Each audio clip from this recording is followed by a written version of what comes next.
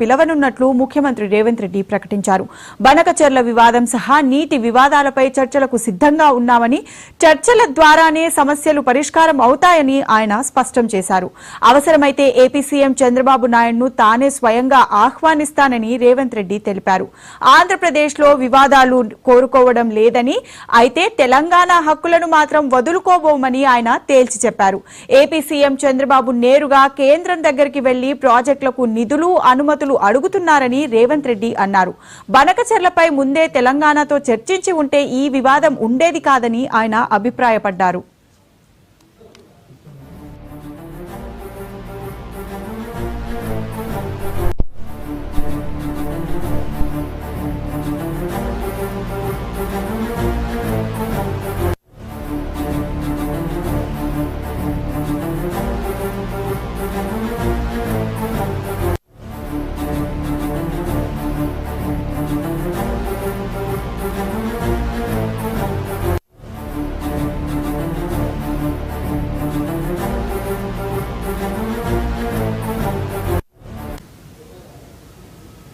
తెలంగాణలో కీలక పరిణామాలు చోటు చేసుకుంటున్నాయి. ఈ నెల 23న తెలంగాణ కేబినెట్ భేటీ కానుంది. ఈ సమావేశం అనంతరం ఆంధ్రప్రదేశ్ ను చర్చలకు పిలవనున్నట్లు ముఖ్యమంత్రి రేవంత్ రెడ్డి ప్రకటించారు. రైట్, ఇక ఇదే అంశానికి సంబంధించి మా ఢిల్లీ బ్యూరో చీఫ్ శిరీష్ మరింత సమాచారాన్ని అందించడానికి లైవ్ లో సిద్ధంగా ఉన్నారు. శిరీష్, బనకచెర్ల వివాదం సహా నీటి వివాదాలపై చర్చలకు సిద్ధంగా ఉన్నామని, చర్చల ద్వారానే సమస్యలు పరిష్కారం అవుతాయని రేవంత్ రెడ్డి అయితే స్పష్టం చేశారు. దీనిపై ఎలా ఉన్నాయి?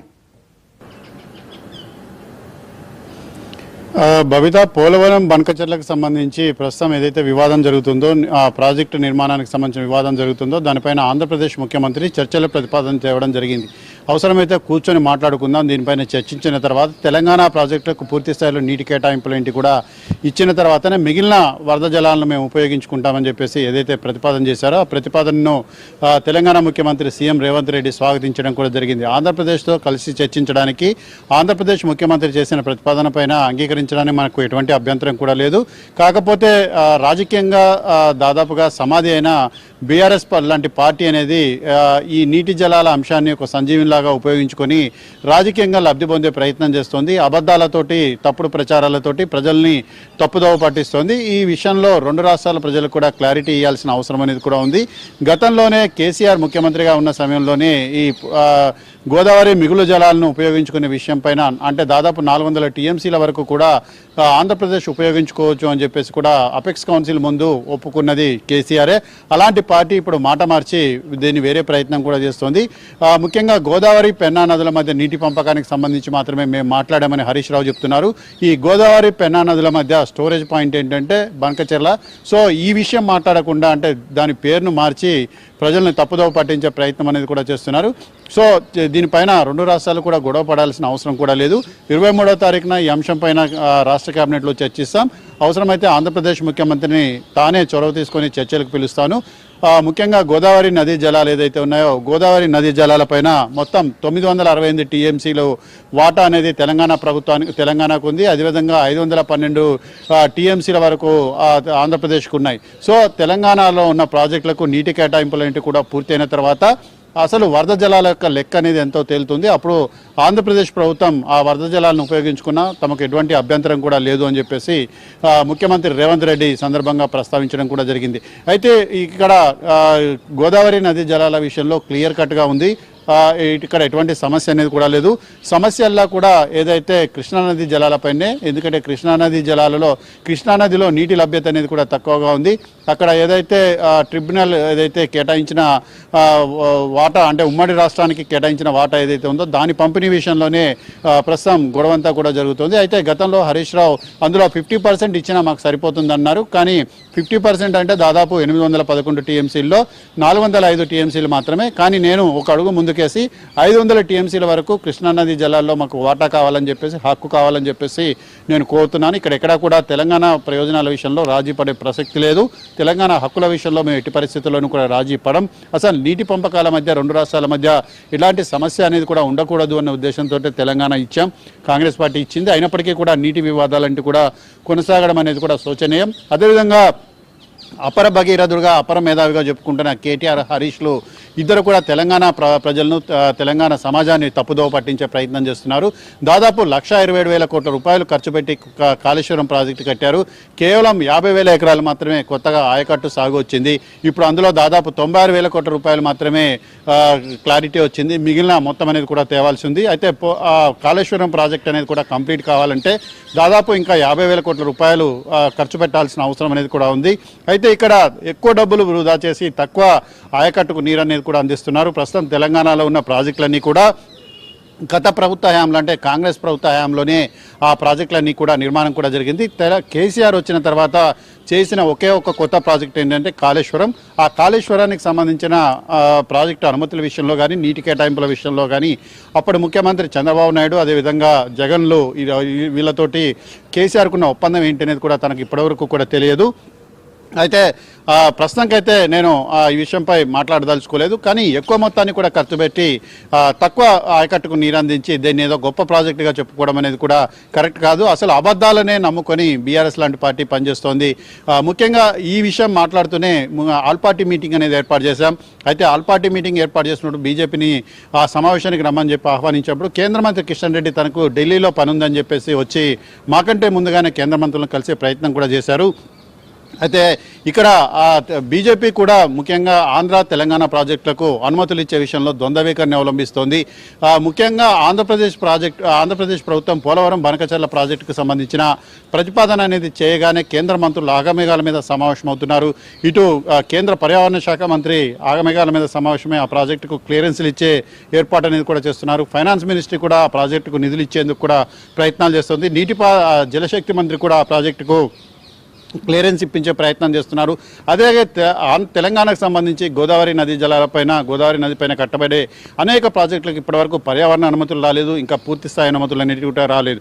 అయితే ప్రజాస్వామ్యాన్ని నమ్మే పార్టీ బీజేపీ అయితే 2 రాష్ట్రాలకు నీటి కేటాయింపుల విషయంలో ప్రాజెక్టుల అనుమతి విషయంలో క్లియరెన్స్ అనేది కూడా ఇవ్వాలి. అవసరమైతే 2 రాష్ట్రాల ముఖ్యమంత్రులు 2 రాష్ట్రాలకు సంబంధించిన బృందాలు వెళ్ళి కేంద్ర మంత్రిని కలిసి గోదావరి నదీ జలాలకు సంబంధించిన ప్రాజెక్టుల విషయంలో క్లియరెన్స్ అనేది కూడా తెప్పించుకున్న తర్వాత వరద జలాలకు సంబంధించిన లెక్క అనేది కూడా తేలుతుంది. అప్పుడు ఎన్ని వరద జలాలను ఆంధ్రప్రదేశ్ ఉపయోగించుకున్నా తమకు ఎటువంటి అభ్యంతరం కూడా లేదు. 2 రాష్ట్రాల ప్రయోజనాల విషయంలో నీటి విషయంలో ఉమ్మడిగా కూడా ఐక్యంగా కూడా కొనసాగుదామని చెప్పి స్పష్టం చేస్తూనే ఇటు కేటీఆర్ అదేవిధంగా కిషన్ రెడ్డిల మధ్య ఆయన విమర్శలంటే కూడా గుప్పించడం కూడా జరిగింది. ముఖ్యంగా కిషన్ రెడ్డి అనేవారు కేటీఆర్కి ఒక ఏజెంట్ లాగా పనిచేస్తున్నాడు. ఆయన చెప్పిందల్లా కేటీఆర్ ఏం చెప్తే కిషన్ రెడ్డి అది పాటిస్తున్నాడు. ముఖ్యంగా బీఆర్ఎస్ పార్టీ అవయవదానం అంటే పూర్తిగా తమ దగ్గరున్న శక్తులన్నింటినీ కూడా బీజేపీకి ఇవ్వడం వల్లనే ఆ పార్టీ లోక్సభలో 8 సీట్లు కూడా గెలిచింది. కిషన్ రెడ్డి కూడా లోక్సభ ఎన్నికల్లో గెలవడానికి బీఆర్ఎస్ పార్టీనే కారణం. సో ఇలాంటి బీఆర్ఎస్ పార్టీకి ముఖ్యంగా ఏజెంట్ లాగా కిషన్ రెడ్డి కూడా పనిచేస్తున్నాడు. 2 పార్టీలు కూడా కూడబలుక్కొని రాజకీయాలు కూడా చేస్తున్నాయి. కాంగ్రెస్ పార్టీకి క్రెడిట్ అనేది కూడా దక్కకుండా ఇబ్బంది పెట్టే ప్రయత్నాలు చేస్తున్నాయని చెప్పేసి విమర్శలు కూడా చేయడం జరిగింది. వచ్చే నెల 6, 7 తారీఖులో మరోసారి ఢిల్లీకి వస్తున్నాను. అవసరమైతే మరోసారి కేంద్ర మంత్రిని కూడా కలిసి ఈ విషయంపై చర్చిస్తానని చెప్పేసి రేవంత్ రెడ్డి స్పష్టం చేయడం జరిగింది. Right, thank you Sirish.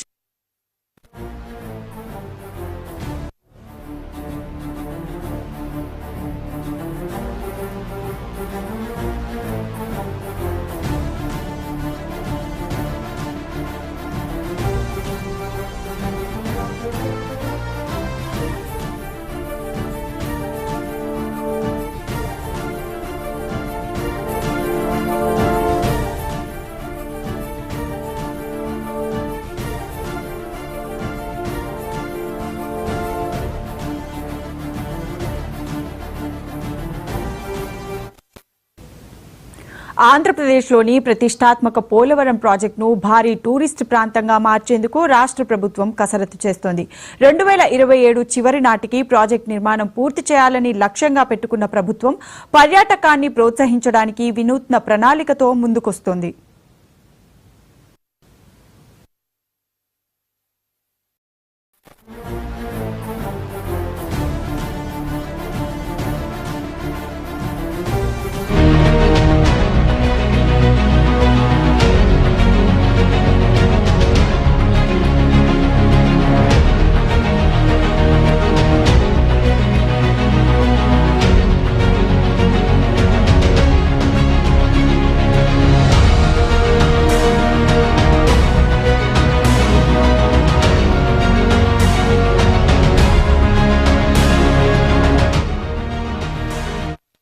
Polavaram project వద్ద 15.25 ఎకరాల విస్తీర్ణంలో భారీ 5-స్టార్ రిసార్ట్స్ ఏర్పాటుకు state investment promotion board green signal ఇచ్చింది. 66 ఏళ్ల పాటు లీజ్ రూపంలో ఈ భూమిని కేటాయించడానికి ఎస్ఐపిబి ఆమోదం తెలిపింది. ఈ రిసార్ట్స్ నిర్మాణం కోసం మెల్గాన్ లైజెస్ అండ్ ఎంటర్టైన్మెంట్ ఎల్ఎల్పి ముందుకు వచ్చింది. ఆసక్తికరంగా పోలవరం ప్రాజెక్టు నిర్మాణాన్ని చేపడుతున్న మెగా ఇంజనీరింగ్ సంస్థే ఈ రిసార్ట్స్ నిర్మాణ బాధ్యతలను స్వీకరించింది.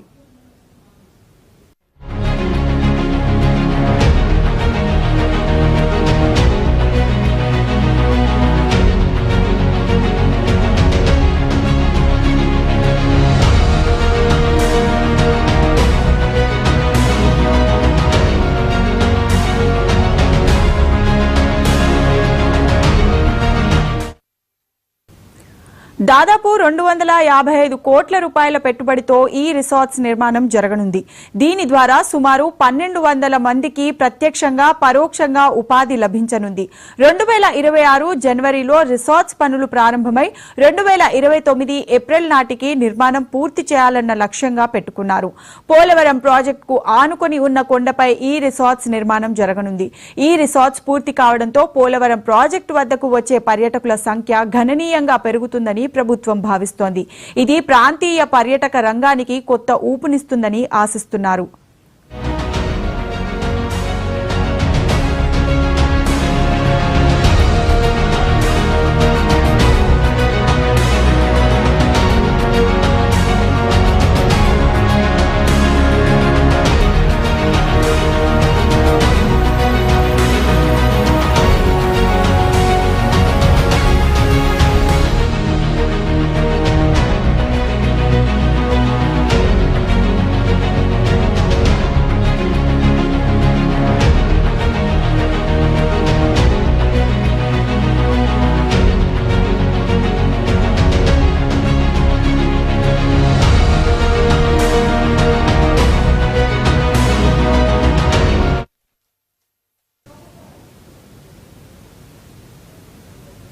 ఆంధ్రప్రదేశ్లోని ప్రతిష్టాత్మక పోలవరం ప్రాజెక్టును భారీ టూరిస్ట్ ప్రాంతంగా మార్చేందుకు రాష్ట్ర ప్రభుత్వం కసరత్తు చేస్తుంది.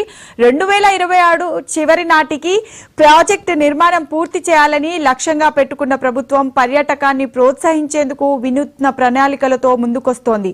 ఇక ఇదే అంశానికి సంబంధించి మా కరెస్పాండెంట్ శ్రీనివాస్ మరింత సమాచారాన్ని ఫోన్ లైన్ లో అందిస్తారు. శ్రీనివాస్. Thank you. పోలవరం ప్రాజెక్టుకు సంబంధించిన దాంట్లో ఇప్పటికే 2027 డిసెంబర్ నాటి పూర్తి చేయాలని చెప్పేసి రాష్ట్ర ప్రభుత్వం భావిస్తోంది. అయితే పోలవరం ప్రాజెక్టు ప్రపంచంలోని అతిపెద్ద భారీ ప్రాజెక్టుగానే రూపొందించబడుతుంది. ఎందుకంటే 50,000 క్యూసెక్లకు పైగా నీటిని కిందికి విడుదల చేసేటువంటి ప్రాజెక్టు ప్రపంచంలో మరి ఎక్కడా లేదు. కానీ ఇంత పెద్ద స్థాయిలో ఉన్నటువంటి పోలవరం ప్రాజెక్టుకు సంబంధించినటువంటి దాని మీద ఇప్పటికే పోలవరం ప్రాజెక్టుకు సంబంధించి దానికి అనుగుణంగా ప్రజల సందర్శనార్థం ప్రజలు భారీగా వచ్చి చూసేటువంటి అవకాశం ఉంది. పెద్ద భారీ ప్రాజెక్టులు అయితే ఇక్కడ టూరిస్ట్ స్పాట్ ని కూడా పూర్తిగా అరేంజ్ చేయాలి. ఎందుకంటే అంతర్జాతీయానికి సంబంధించినటువంటి టూరిస్ట్ ని ఆకర్షించాలని ప్రధానంగా లక్ష్యంగా పెట్టుకుంది. దీనికి అనుగుణంగా పోలవరం ప్రాజెక్టుకు సంబంధించినటువంటి దాంట్లో నీటి మధ్యలో ఉన్నటువంటి దాంట్లో భారీ 5-స్టార్ రిసార్ట్స్ భారీ హోటల్స్ ఏర్పాటు చేసేందుకు 15.25 ఎకరాలకు సంబంధించినటువంటి దాంట్లో దీనికి ప్రతిపాదన చేయడం జరిగింది. దీనికి నిన్నటి జరిగిన ఎస్ఐపిబి దాంట్లో గ్రీన్ సిగ్నల్ ఇవ్వడం జరిగింది. సుమారు 60 ఏళ్ల పాటు ఈ భూమిలో రిసార్ట్ సంబంధించినటువంటి దానికి భూమి లీజు రూపంలో కేటాయించాలని చెప్పేసి ఎస్ఐపిబి ఆమోదం తెలిపింది. దీంట్లో 5-స్టార్ రిసార్ట్ నిర్మాణానికి సంబంధించినటువంటి దాంట్లో మోర్గాన్ లైజర్స్ అండ్ ఎంటర్టైన్మెంట్ ఎల్ఎల్పి అంటే ఇప్పటికే మెగా ఇంజనీరింగ్ సంస్థ పోలవరం ప్రాజెక్టు నిర్మాణం చేస్తోంది. దానికి అనుగుణంగానే ఈ 5-స్టార్ హోటల్స్ సంబంధించి కావచ్చు రిసార్ట్ సంబంధించినటువంటి నిర్మాణం కూడా ఇందులో మోర్గాన్ లైజర్స్ దాంట్లో ఇవి మెగా ఇంజనీరింగ్ సంస్థ కూడా భాగస్వామ్యం కాబోతుంది. కాబట్టి ప్రాజెక్టుకు సంబంధించిన దాంట్లో ఒక పక్క పోలవరం ప్రాజెక్టు పనులు పూర్తి చేస్తూనే మరో పక్క ఈ రిసార్ట్ నిర్మాణ పనులు కూడా ప్రారంభించాలని చెప్పేసి భావిస్తా ఉంది. వచ్చే ఏడాది జనవరి నుంచి ఈ రిసార్ట్ పనులు ప్రారంభించాలని ప్రభుత్వం భావిస్తుంది. 255 కోట్లతో ఈ ప్రాజెక్టు రిసార్ట్ నిర్మాణం చేపట్టబోతోంది. మొత్తంగా ఇది కనుక 2029 ఏప్రిల్ కాల ఈ రిసార్ట్ నిర్మాణం హోటల్స్ ప్రక్రియను పూర్తి చేయాలని చెప్పేసి రాష్ట్ర ప్రభుత్వం దానికి లక్ష్యాన్ని నిర్దేశించింది.